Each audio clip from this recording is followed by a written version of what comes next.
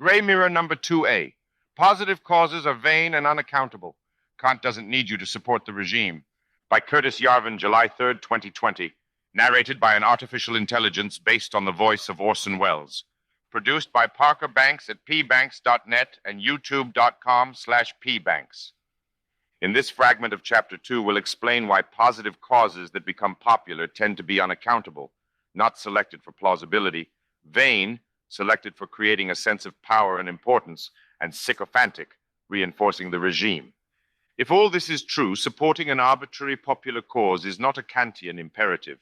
As a universal rule, it does not produce universal benefit. Positive causes are selected for vanity. Positive causes do not need to express power. Evolution selects for power expression, for the sense of importance and relevance that a cause's supporters feel. This usually means that popular causes must express power, but evolution permits exceptions. Power is rarely the conscious and explicit goal of the volunteer. In the mind of the early 20th century communist, all power to the Soviets is not an end, but a means. The end is to uplift the workers and peasants. Of course, real insiders quickly become power addicts, junkies.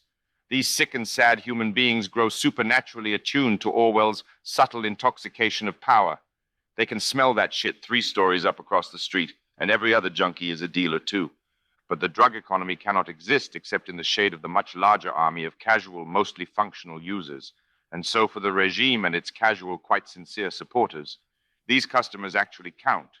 They are not thinking explicitly of power, but they feel, are excited by, and learn to crave the energy that power creates. This is their very human, very natural, very forgivable vanity at work. To be a universal rule ideal for all, it is by no means necessary for a Kantian collective cause to express power. Power is either a means or a side effect. So, when we observe that causes which express power are much more successful than causes which do not, we observe that the forces which make popular causes popular are not purely Kantian. To join the most popular, powerful cause cannot be a universal rule. Its popularity may be more a function of power than righteousness. But all causes must become popular to succeed. So if no cause that does not express power can become popular, no such cause will succeed. Any effort invested in it cannot succeed. And a rule that cannot become universal cannot be a universal rule. So no one should be even the first to follow it. Once again, the Kantian action is inaction. Comparable causes with different power profiles. This is turning into some gnarly philosophy. Let's make it clearer and more concrete by constructing a slightly contrived A-B test. 2 very real causes with the same objective goal, but different power profiles. The goal is mitigation of global warming. Cause A is global carbon emissions control. Cause B is geoengineering, like stratospheric aerosol injection or iron fertilization. We see 3 general differences between A and B. 1. A is rather more elegant than any form of B. 2. A is perhaps 3 orders of magnitude more expensive than any form of B. 3. A is perhaps 3 orders of magnitude more popular than any form of B. If the popularity of causes was determined by the rational Kantian collective interest of the public, the relationship between 2 and 3 would seem peculiar. It seems not unlikely for every rational voter who wants to spend $50 trillion solving a problem elegantly to be outnumbered 1,000 to 1 by voters who would rather spend $50 billion on an inelegant solution. But it's the other way around. Our rational model of public opinion is off by 6 orders of magnitude. Let's allow 1 order of magnitude for the elegance of fixing the heat problem at its cause, not with a Band-Aid. We are still wrong by 5. These estimates are not even democratic. The ratios are probably stronger among elites and experts. Now, if you are operating some kind of particle accelerator, even one of the cheap Chinese models with brands like Frork or Zingle you can get for $300 on Amazon, and your numbers and your theory differ by 5 orders of magnitude, congratulations. You have detected what scientists refer to as an anomaly. Please shut off your Zingle and call 911 before you rend the fabric of the universe further asunder. What is the cause of this anomaly? Either some factory in Xinfu got a shipment of cracked induction coils, or public opinion is not purely Kantian. Either way, the alpha particles are definitely bouncing off the tinfoil here. Can you explain the disparity? One explanation might be economic. that spending $50 trillion directly or implicitly can hardly avoid creating a large amount of labor demand, i.e., green jobs. Carbon control becomes a New Deal-style employment creation policy, like digging holes and filling them in again, while also stabilizing the composition of the atmosphere. There are arguments against artificial difficulty and employment creation. They are not super strong. You will hear more of them later. Our question, though, is not whether carbon control is a good cause, only what is objectively driving its popularity. Is it just the price tag? Is expensive just cool? Is it a luxury policy like a Coach bag? But what if the sun had cancer? Let's turn our real experiment into a thought experiment with two unreal changes. First, we'll change the cause of global warming. Instead of increasing carbon dioxide, some kind of huge tumor on the sun will drive the same increases in Earth's heat flux. Or so the best astronomers predict. And who are we to doubt them? Not many voters, not many journalists, moonlight as solar oncologists. Second, instead of global carbon controls, we'll compare $50 billion in stratospheric aerosol injection, basically an artificial Pinatubo, to a different $50 trillion solution, a giant space umbrella between us and the sun. So rather than green jobs, which always sounds too much like landscaping, we get space jobs, not to mention a giant space umbrella. No one can claim it's not cool to have a space job building the space umbrella. So public opinion has three choices. A, sweat more and/or learn to swim. B, spend $50 billion on planetary AC. C, spend $50 trillion on a space umbrella. Given these choices, public opinion is much more likely to be rational. It will probably choose A or B. Most cynical observers would put their money on A. Mitigating solar fluctuations with a space umbrella is designed to economically mirror global carbon control, while expressing as little political power as possible. Some NASA prime contractor gets a giant contract, that's about it. Try to imagine the Greta Thunberg of space umbrellas. Mere cost is not what makes carbon control sexy. Power, dominance, or coercion is what makes carbon control sexy. Inflicting $50 trillion of economic pain is a little sexy. Causing pain is always sexy. But carbon control only gets really hot when it becomes penance for a sin and gives everyone the right to judge that sin, then order the entire world to correct it. At this point, we are well into role play. How could it not be exciting to issue planetary commands? At climate time, we tell first graders they're emperor of the world. We might as well feed them crack for morning snack. All power expression supports the regime. It is easy to see who gets to harvest this power. Carbon control is not designed and implemented by first graders.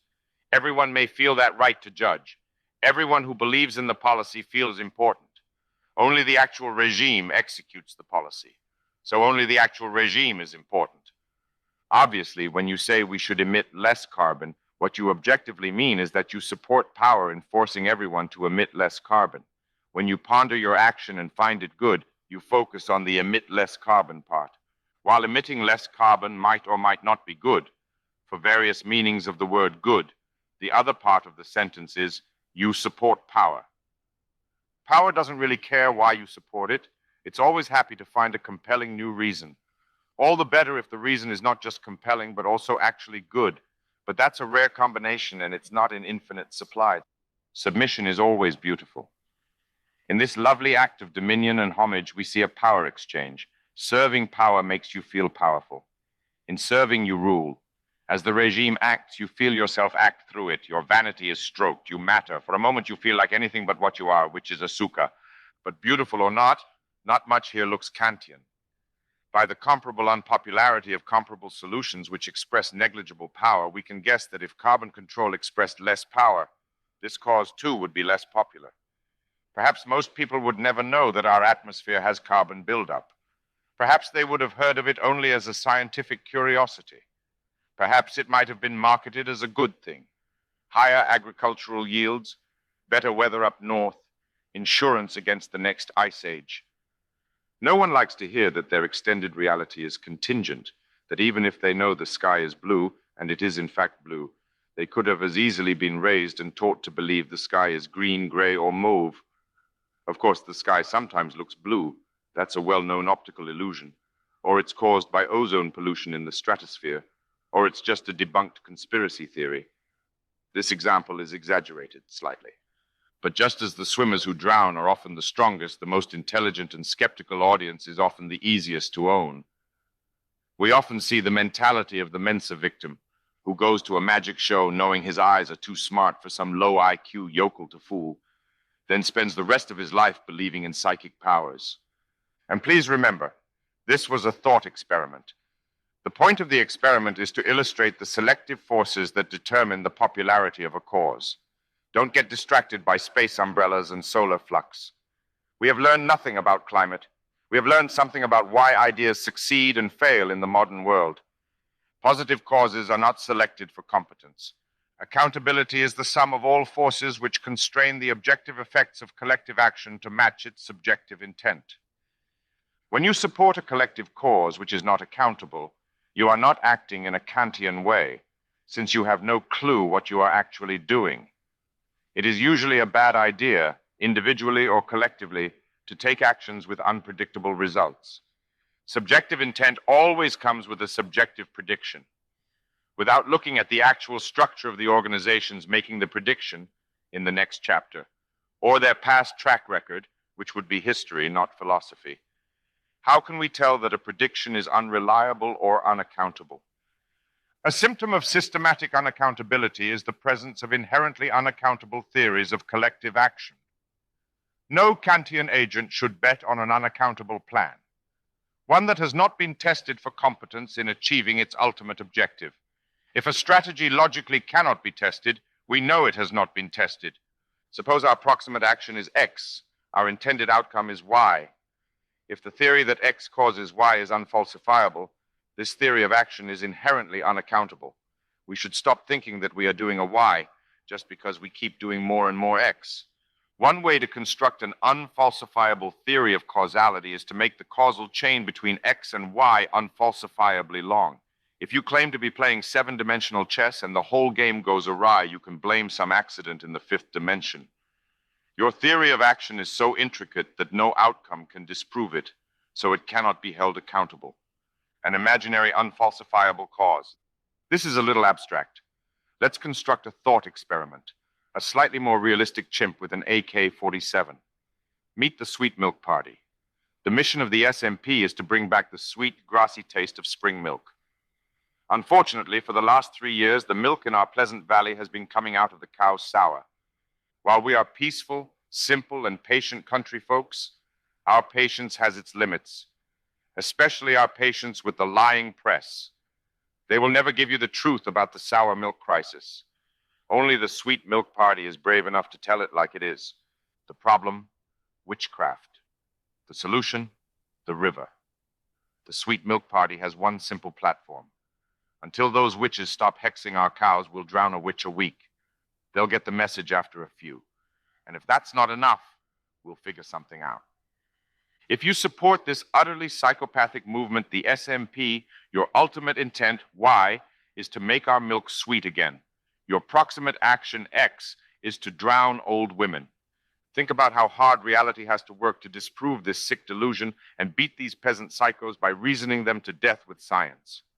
TLDR, too hard, because science, meaning the inductive scientific method, has no way to disprove a negative. Because until the SMP really crushes it in an election, actually wins power, brushes aside the judiciary, and starts to actually drown witches, there is no scientific evidence at all that its interpretation of the sour milk crisis is inaccurate. And when drowning a few witches doesn't fix the milk, this is just evidence of how stubborn and dangerous the rest still are. The SMP will indeed figure something out. Indeed, its hypothesis can be tested scientifically only by giving it absolute power until it has drowned everyone who could plausibly be identified as a witch. And at this point, it may even evolve an ideology in which everyone, in some rarefied spiritual sense, is actually a witch. Perhaps we must all overcome our own inner witch. At this point, the river is working 24/7, and the milk is still sour, which actually makes a pretty sound logical case against the SMP, but does that even matter now? This tale is a bit unrealistic, but these long chains of cause and consequence are not, even in the present marketplace of ideas. As I write, exuberant volunteers are trashing historical monuments, X, to help protect the underclass, Y. And we should be unsurprised when we see these complex chains between X and Y to find that X also has some more immediate effect, Z, which expresses power. Z often involves punishing, humiliating, or otherwise chastising the enemies of the regime, and its chain of consequence is seldom so long or tenuous. For example, ritually desecrating the temples, monuments, idols, or other sad fetishes of a weak, beaten people is a time-honored way to flex on them and keep them weak. 900 years before Jesus, the Assyrians had already made themselves masters of this art. If you think you are something different from an Assyrian, you are wrong. Here, the subjective intent Y, protecting the lower class, actually comes out inverted. Statistically, the revolution seems to have more endangered the lower class. Many such cases. Oops, I hate it when that happens. And once again, we see the same side effect Z, reinforcing power by punishing and/or humiliating its enemies. However you set out to change the world, you seem to end up reinforcing the regime. That doesn't prove that the regime is bad, but it can't not be like a little creepy, and it's certainly nowhere near Kantian.